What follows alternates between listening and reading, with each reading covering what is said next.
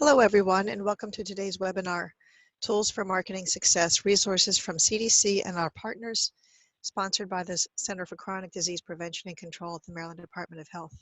My name is Sue Vaith, and I'm very pleased we're able to bring training opportunities such as this to all of Maryland's providers of evidence-based programs. Before we get started, I'd like to go over a few items so you know how to participate in today's event. Today's webinar is being recorded. By continuing to participate in the webinar, you're consenting to be part of this meeting. You'll have the opportunity to submit questions to today's presenter by typing your questions into the Q&A portion of the control panel. You may send in your questions at any time during the presentation. We will collect these and address them during this Q&A session at the end of today's presentation. When it comes time to conduct Q&A, you may also click Raise Hand to be unmuted and ask a question verbally. Upon completion of the webinar, we ask all participants to please complete a short evaluation. The evaluation should pop up automatically on your screen. The link to the evaluation will also be sent out in post-webinar email. You'll receive a certificate of completion for today's webinar after completing the evaluation. So this is our mission and vision of the Prevention and Health Promotion Administration, where our center sits. Next slide. So I want to take a moment to let you know some of the resources we have available in our center to help you manage and sustain your programs. Aside from this and other past and upcoming training opportunities, we provide sister websites, BeHealthyMaryland.org and the Workshop Wizard. The Workshop Wizard is a HIPAA-compliant site that helps you publicize classes, manage referrals and feedback to physicians, manage data, and assist with billing for the diabetes prevention program. It also provides the crosswalk report for CMS for those who are doing Medicare DPP. Our center also provides periodic funding opportunities for evidence-based program providers to expand their programs or for other community or to other community-based organizations to develop new evidence-based programs, specifically diabetes self-management education and National Diabetes Prevention Program. We have a diabetes prevention network that meets quarterly via webinar and in person, and are planning the same for diabetes management providers. This webinar is being recorded, as I said before, and will be available on our Be Healthy Maryland Partner Resources page and in the Help section of the Workshop Wizard. If you want more information about any of these resources, please contact me at sue.vaeth, suevaith@maryland.gov. Our speaker today is Alexis Williams from the Center for Disease Control and Prevention. Alexis is a public health advisor on the Health Education and Promotion team, and we're very happy to have her here today to share her expertise. Alexis? Thanks, Sue. Hi, everybody. Good afternoon. Thank you for joining us. Today, I'm really happy to share with you some of the resources that we have to support marketing and promotion of the National DPP and Diabetes Self-Management Education and Support Services. We'll also start by providing you with some insight into some lessons that we've learned about marketing these two important programs. Within the Division of Diabetes Translation, I provide training and technical assistance around health communication, health education, marketing, those sorts of things. And over the years of working with our stakeholders, our states, our national orgs, our funded partners, community-based organizations, and also doing some audience research, we've been learning a lot and continue to learn a lot about effective ways to market these programs. And so I'm going to just provide you, it won't be a sort of a full-on marketing training, but just some insights into what we've learned and where we think marketing for these two programs is moving. And you'll have the opportunity to ask questions as we go through the presentation. So what do we know about the people we're trying to reach? Either the people who have prediabetes or the people with diabetes we're trying to engage in DSMES. I think a really important lesson is that our audiences live in noisy environments. They have a lot going on, and there's a lot coming at them. There's news and social media and work, and they're sandwiched in between caring for parents and caring for children, and they're just really busy. And in order for them to pay attention to our messages, they need to be exposed to them multiple times. They just have to keep hearing it. We have to keep putting it out there, and eventually they'll pay attention to it. But if we're not, if our volume isn't loud enough, it's going to be difficult to cut through all the noise that's out there. They also need to hear the messages from a trusted messenger.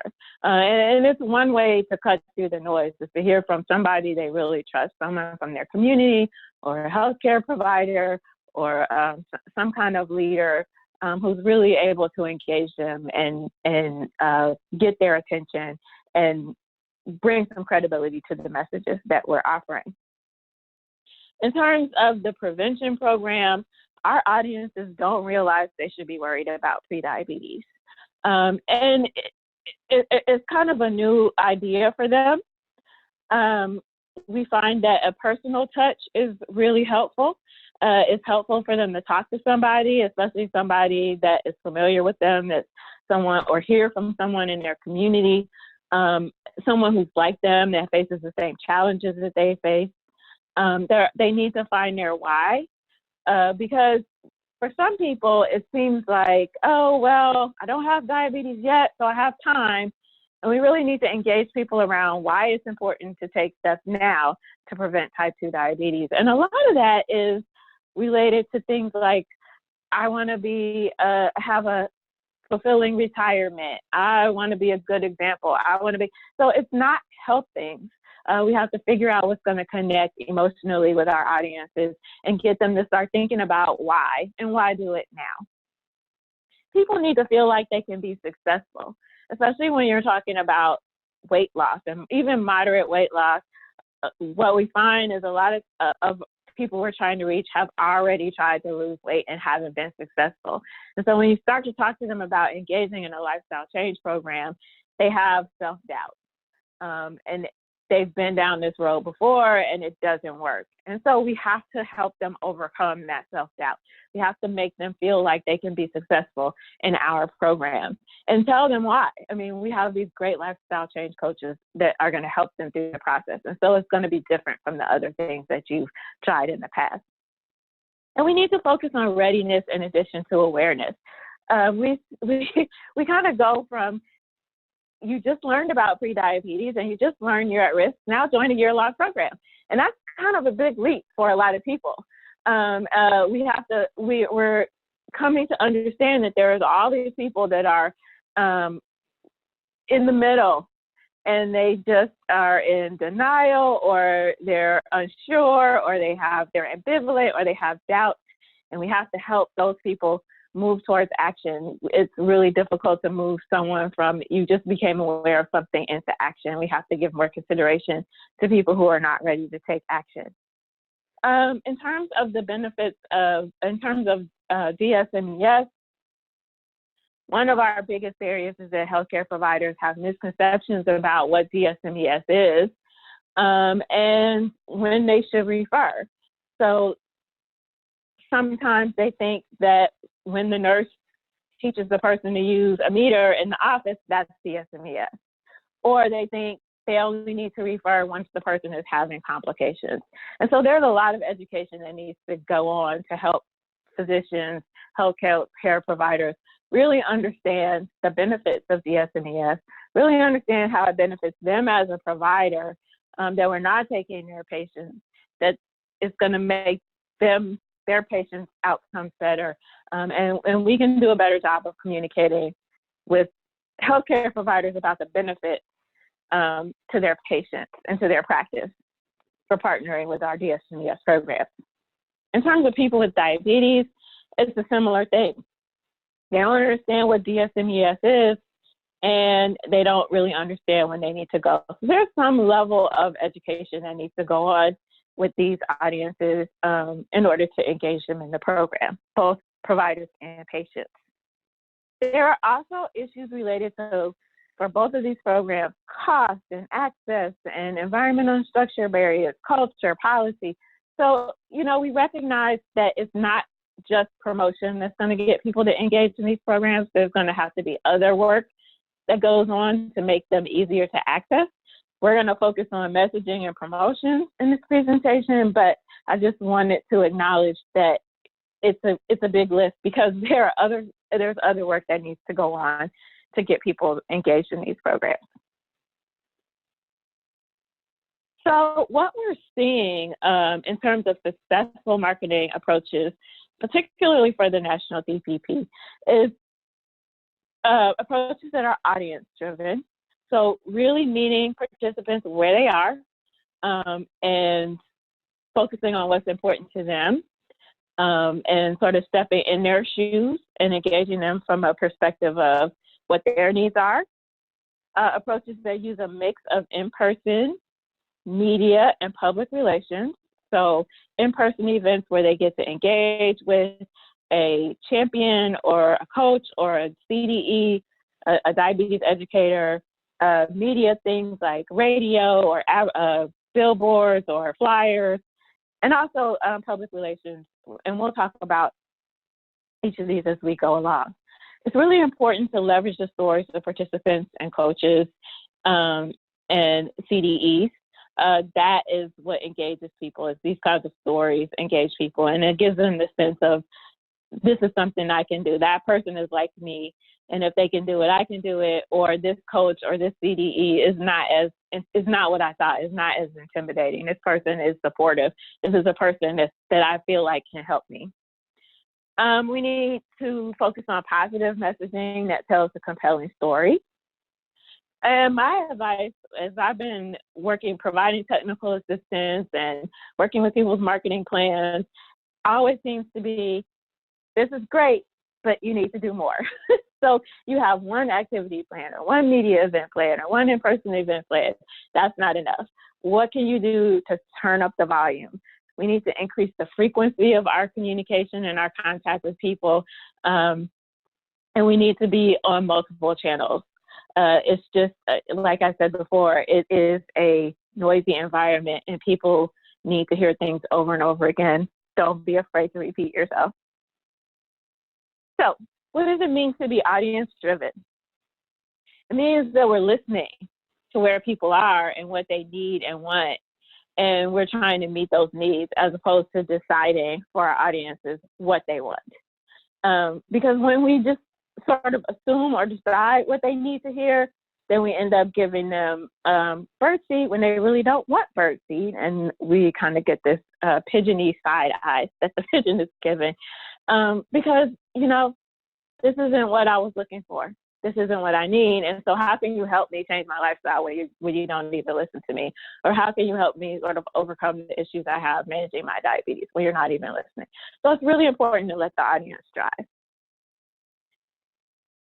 Meeting your audiences where they are involves bringing in the right partners. It might be faith communities, it might be work sites, it might be community centers, it might be public events, wherever they are, where they feel comfortable, where they feel safe, and being in those places and letting them hear our message that makes sense for them. It also means picking the right channel. So not all of our audiences are on social media.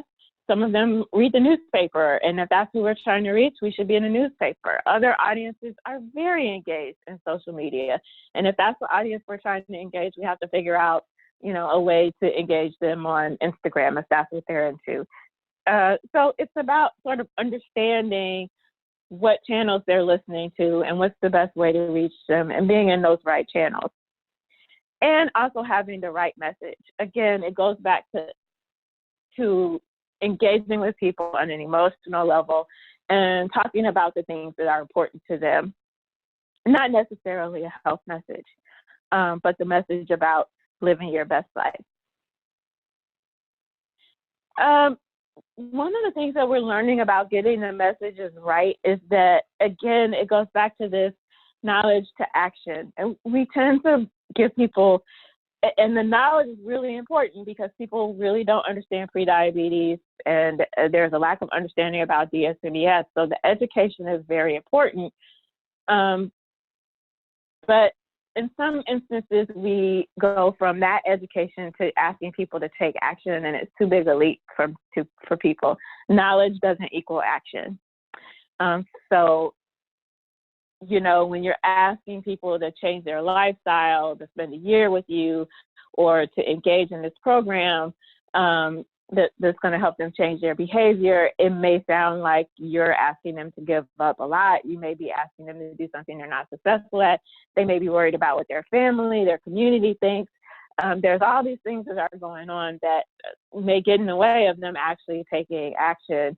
And so it's important to understand those things, and that our messaging should be helping support people move through that. Those people in the earlier, if you're familiar with the stages of change, those people in earlier stages, and move them more gently into action. In order to do that, we feel like we need to address meaningful benefits. Again, not just the health messages, but what's important to you. We need to look at self-efficacy and helping people overcome self-doubt and feel like they can be successful. We made up a word, we think, called trialability. So how can you have a taste of what we're offering? How can you have a taste of what this program is like, so that you can see that it really is supportive. It really is small changes. It really is things that you can do so that you feel more comfortable moving into action. And again, the frequency of communication. We need to really be out there more often and repeating it ourselves over and over and over again until people finally hear it. So you understand your audience to understand what will move them.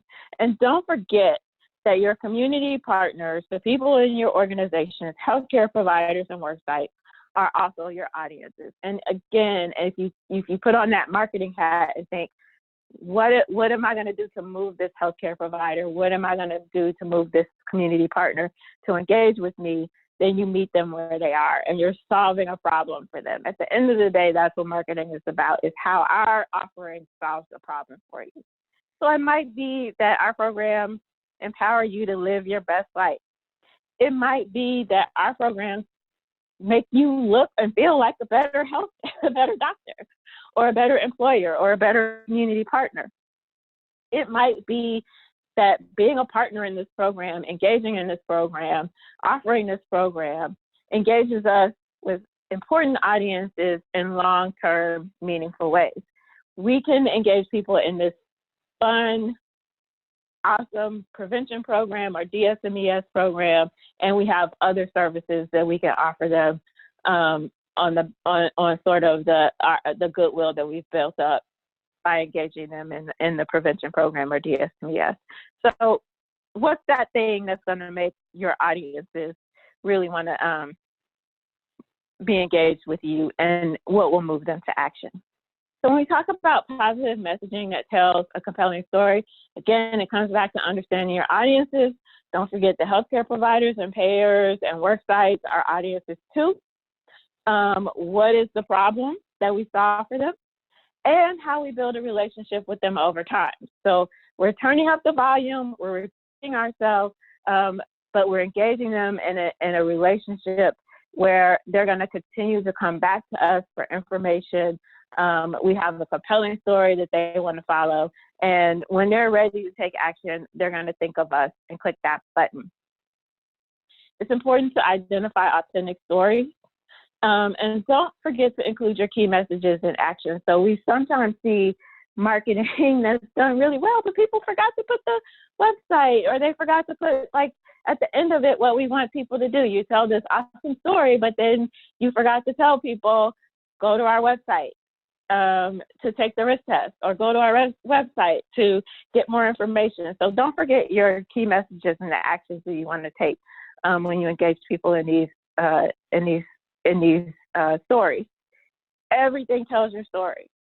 So your visuals, your messages, the channels you are on, you want everything to be synced up, telling the same story. It's how people remember you. It's how it is another way to increase the volume on your promotions, is when things look the same. It's why branding is so important. If the stories look different and the visuals look different and the some other channel looks different, then people think they're engaging with 3 or 4 different organizations. You want them to understand they're engaging with one organization. And so everything should be telling your story. A lot of our partners are having success in public relations and not just advertising. So public relations is a communication process that relies on relationship building between organizations. I think of it as, if you buy an ad on a radio station, that is advertising. If you get a participant and a CDE to do a radio interview where they talk about how great CSMES is, that is public relations. It's getting other people to carry your message. It really allows you to tell your story. It's more engaging for the people you're trying to reach, and it builds your credibility. In order to make PR work, you have to build relationships with people and places and organizations that reach your key audiences. And that includes public and private sector partners in the media. We're also seeing more work with influencers and word of mouth strategies. So getting past participants out there talking, getting CDEs, getting coaches, getting everybody out there talking about it, the program, and also working with champions. So you might have healthcare provider champions who talk to other healthcare providers about your program, or works like employer champions who talk to other employers about your program. It's all about frequency of message and the messenger. Public relations makes a good use of limited resources. You're not buying media, but you're looking for opportunities to still get your message out there. It can really cut through the noise because it doesn't look like advertising all the time, and people find that more credible when it's a story as opposed to an ad. People are more likely to pay attention. Again, it allows you to talk a little bit longer and tell your story, which is more engaging, and it enhances your credibility. To make it work, we really talk about not creating more stuff, but reusing the stuff you have. So create once, use it everywhere. So if you're at an event or you're doing some kind of activity, you think about, do I do a Facebook Live with this event? Do I do a video of this event? Can I write an article about this event? Can I write a blog post about this event? How can I make multiple uses out of the one thing I'm doing? I'm not creating 5 separate things, but the one thing I create, how can I use it in 5 different ways? Can I use it on my website? Can I use it on social media? Can I broadcast it in some way? Can I get other people to talk about it? So it makes a better use of your limited resources when you have content that is reusable through multiple strategies, through multiple channels. It also makes it easier for others to share your story. So you want to engage partners, other organizations, in talking about your program, but you don't want them to make up sort of their own messages. You want them to give your messages. So packaging your messages and your resources in this way really makes it easier for them to give the message, and make sure that the call to action is in there. It makes them more likely that they'll actually engage with you in this kind of public relations work when it's kind of easier for them, when they have a set of slides and talking points and flyers and cards that they can give out. It makes it easier for them. So think about how you make it easier for your partners to also tell your story and promote your program. And this comes down to integration. And you want to think about, are you making the most of all of your promotion opportunities? Don't be afraid to repeat yourself. So I think I've maybe said that 4 or 5 times already. Hopefully, if you don't remember anything else from this presentation, you'll remember, be audience driven. Don't be afraid to repeat yourself. Create once, publish everywhere. Is everyone that's engaged in marketing your program singing from the same sheet music? Are your messages for people at risk, people with diabetes, providers, insurers, employers, all driving to the same behavior, which is engage with us, refer people to our program, send people here? Is your messaging consistent across all your promotion efforts? Do you have the same call to action, the same look and feel? How about your website and your social media channels? Are your coaches, CDEs, participants, educators, referrers, the people at the front desk the signature in your email, is that all humming the same tune? Because these kind of integrative efforts where your messaging and your branding is consistent across everything is one of the ways that you make your message louder. That's one of the ways that you turn up the volume. Is to not sound like, again, that you're coming from 5 separate organizations, but it's it's one organization, and everything you see from the front desk to the time you spend in the classroom reminds you of who you're engaging with. It helps the people you're trying to reach remember where to go. And it helps them make referrals to their friends and family members. And planning is key to marketing integration. So you want everything to be, you want everybody to be on the same page. That means you need a plan. You need to have a marketing plan in place to make sure that everything is coordinated and everything is going to go out the way that it should go out. And so planning is key to marketing integration. So these are the lessons that we've learned in a nutshell. Your marketing plan is your roadmap. You plan your work and you work your plan. Marketing plans are fluid documents. You can always come in and change them. They're meant to be updated. They're meant to be flexible. You need to understand your audience and understand how to build a relationship with that audience over time. We're looking at messages that not only address knowledge, but also provide meaningful benefits to our audiences and make them feel like they can be successful in our programs. Think public relations, think storytelling, turn up the volume on your promotions, be everywhere, be loud. Think integration. How do all of your strategies fit together? How does all of your messaging fit together? And does it sound like you're speaking with one voice? And get help. I mean, it's a lot. It's a lot for one organization. It's a lot, especially for public health organizations that are under-resourced. We need partners who will help carry the message for us. And we can also engage with our internal marketing and PR experts, with colleges and universities that have these kinds of programs that can provide some support, and with marketing firms, if you have the resources to do that, that can help provide some support for these strategies. So this is what we've learned. It's sort of not a training in how to do marketing. And in the next section, we'll talk about some of the resources that will actually support you in doing these things. But I like to pause right here and see if anyone has any questions.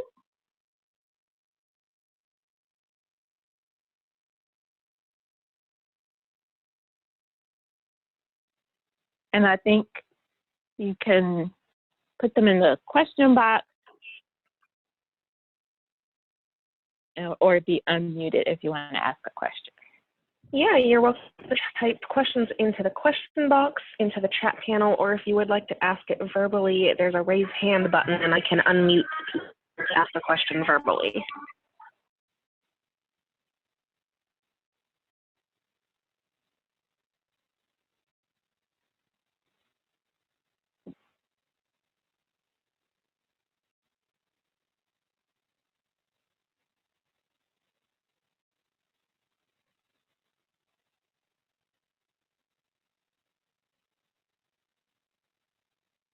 Well, and as questions come in, we can also answer questions as we get to the end.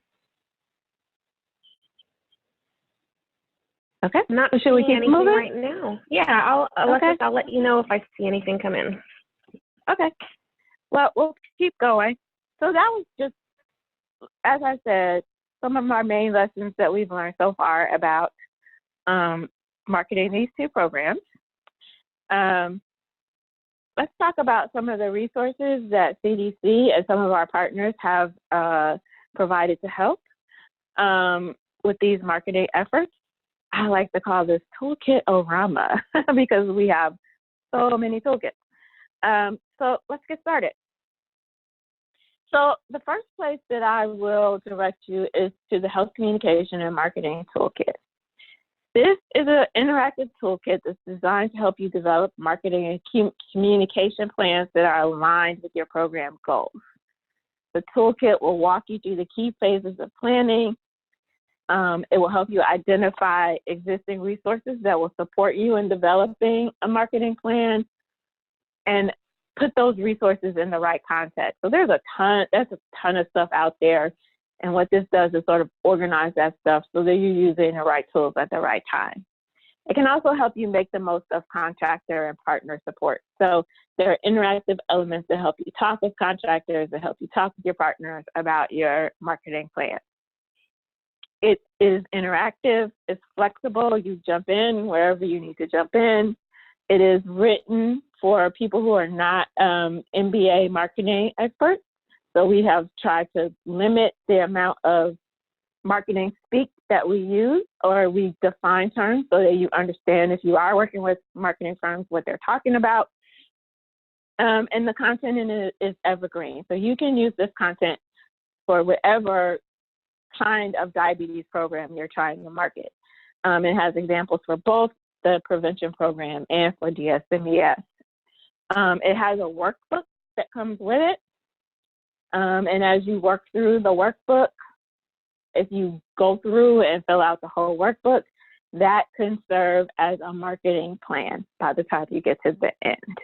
You may be working with a firm or working with some other market expert that has their own sort of template or their own format for a marketing plan. But if you're not, and you fill out our workbook, you will have a marketing plan by the time you get to the end. So what you will find in the toolkit is several sections, 5 sections, 6 sections that will help you pull together your plan. So you start off with pulling together the right team to help you develop a plan. And then what's the situation will help you sort of look at what are your goals as an organization, what are you trying to achieve with your marketing efforts, what is realistic, who are your audiences, and get you prepared for taking the next step, which is understanding your audiences. And this will help you do the market research. A lot of information already exists, so it will point you to how to find the market data that are already out there. And then if you need to ask any additional questions, like how you focus in on how we get data about anything else we might need to know. But it's really designed to kind of help you cut down on how much research you have to do by starting with what's already known and making sure you're focused on the right questions. We then talk about developing communication objectives, and then you get into actually developing communication and marketing strategies that are appropriate for your audiences, and it will help you meet your objectives. And then we also talk about evaluation and how you evaluate your marketing efforts, especially if you have limited resources for evaluation. So that is the marketing toolkit. A new toolkit that we have available is the DSMES toolkit. Now, this toolkit was designed to increase access to quality DSMES programs that meet the national standards for diabetes self-management education and support services. It identifies and compiles in one place the tools and resources that are needed to help educate providers about DSMES, about how to start programs, how to do quality control for programs, how to apply for recognition. It helps you interpret the standards. And it also helps you articulate and promote the business case to payers and employers. It's not a toolkit for people with diabetes. It's not in education. You won't find, activities for DSMES. This is really for administering the program, for people who are administering a DSMES program. And so what you will find in the toolkit are the standards, the recognition process, how to deal with referrals, delivery models, reimbursement. But we also have a section on marketing and promotion. And what you will find in that section are a set of tools that you can use to market DSMES to healthcare providers. there is not much information in the toolkit here from marketing to patients. In this toolkit, we're really focused on how you engage providers and payers in referring people to DSMES. So you'll find a link to the Joint Position Statement User Guide and the tools associated with that resource. There's a business plan guide that will help you work out a marketing plan for DSMES. And then the RWJF Diabetes Initiative template marketing resources are also included in this toolkit.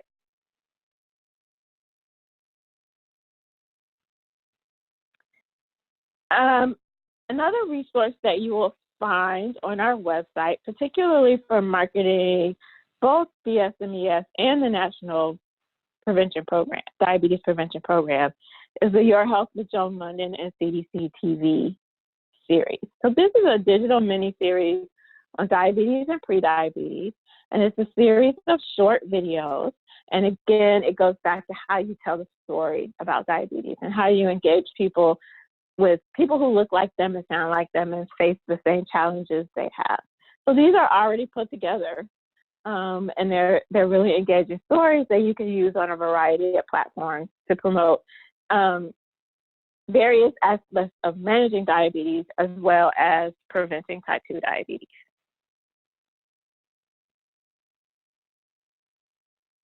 In terms of marketing the Prevent T2 program, if you go to the Prevent T2 website, and the link is here, and you find your way to our resources section, you will find resources for recruiting and retaining participants. So there are a variety of recruitment materials in English and in Spanish for participants. There are materials for healthcare providers and employers and insurers. This section is always being updated. We're always developing new resources and new tools. So you can come back and see if anything new has been posted, any new updates have been posted.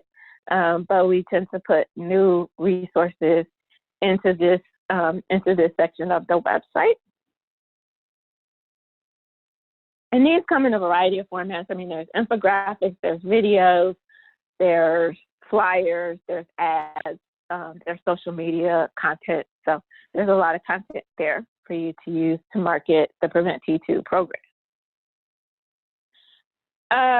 The AMA has developed a diabetes prevention toolkit. If you go to their website, amapreventdiabetes.org, which is guidance and tools for engaging healthcare teams in type 2 diabetes prevention. Like the DSMES toolkit, there's a lot of resources in here around referrals and billing and coding and all of those sort of things that you need, that healthcare providers need to do to work with the prevention program. But you will also find marketing resources in this prevention toolkit. So you'll find some tips on prevention, engaging, or presentations. So how you engage providers in sort of these events, these live events. Remember, I talked about it's important to have a mix of in-person events and media and public relations. So, and that your providers are audiences too. So they also need this sort of mix of communication strategies. So there's presentation tips, there's patient letters, flyers, and educational tools for patients and providers.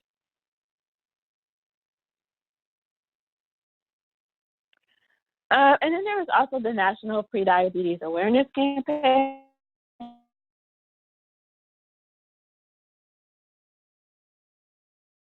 You may have 2 or 3 of this partnership with the American Diabetes Association, the American Medical Association, and the Ad Council. So this has materials and messages that encourage people to visit doihavediabetes.org to find out their prediabetes risk. So the real goal of this campaign is to get people to take the risk test. So it is a good set of tools to use to raise awareness of prediabetes and to get people to take that test. Don't forget that you would need another effort after that to actually get people to engage in a program. So once they're aware and they take the test, and if they find out they have prediabetes, how are you going to then move them into actually doing something about it? We don't address that through this campaign, but these campaign resources are a really good way to get people started, especially people who have no idea what prediabetes is or that they might be at risk. You can visit the Ad Council website for more information about using the resources. There are some, because it's an Ad Council campaign, there are some restrictions in how these resources get used in place. So if you visit their website, you can find more information about how to make use of these resources. Okay, so we also have some resources that are in the works, particularly around DSMES. We're looking at, we're working on a project right now with ADA and the American Association of Diabetes Educators around how DSMES is branded. AADE, the Association of Diabetes Educators, has done a lot of thinking and work around CDEs. They, I believe, have actually changed the name for diabetes educators. And this is all part of an effort to really raise awareness of DSMES and what the benefits are and when you should go among both patients and healthcare providers, referrers, people who refer. So continue to keep an eye out on our website for those resources. We're in the early stages of that project, but there will be increased resources, more resources available to support raising awareness and encouraging people who need DSMES to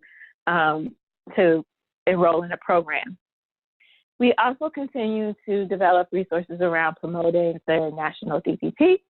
And so if you come to our website, you can always find whatever is new, whatever the latest content is, you can find on our website. So you just come here, cdc.gov/diabetes, and click on Prevent Type 2 Diabetes, and that will take you to our Prevent T2 and our different marketing resources for preventing Type 2 diabetes. And then our DSMES resources.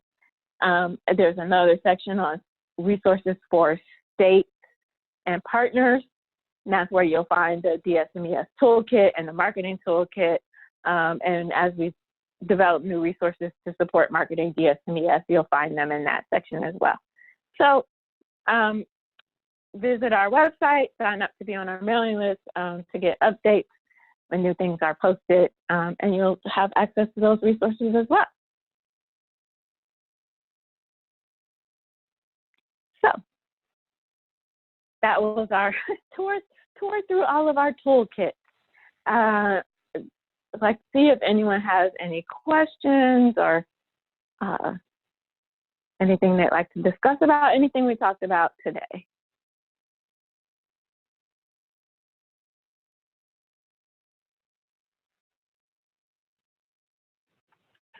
And again, people are welcome to submit questions via the question and answer pane through the chat box or click raise hand to be unmuted.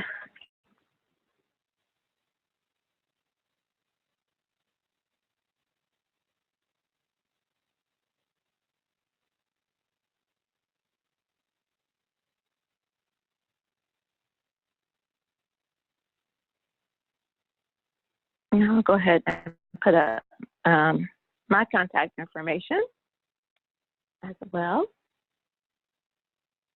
And will people have, will they be able to get the slides with the links to the different tools? Yes, we will be sending out Okay. not only the recording, but a copy of the slides as well.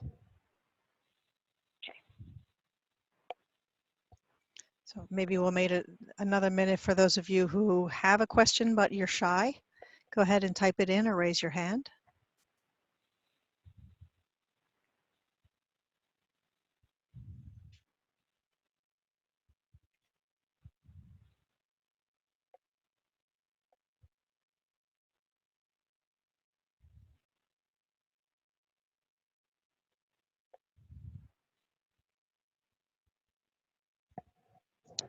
Okay, well, If you think of other questions, you can certainly let me know. You can send them to me and we can see if we can get you an answer.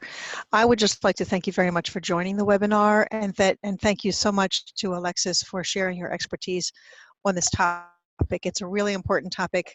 I think this is a really good way to put together and kind of summarize and close out the three-part webinar that we've done on marketing. And if you didn't get a chance to attend sessions 1 and 2, they are available. We'll be sending all 3 of them out, and we will have them on our resources page on the on our diabetes page for BeHealthyMaryland.org. Thank you all so much for being here. Thank you. Thanks for having me. You're very welcome.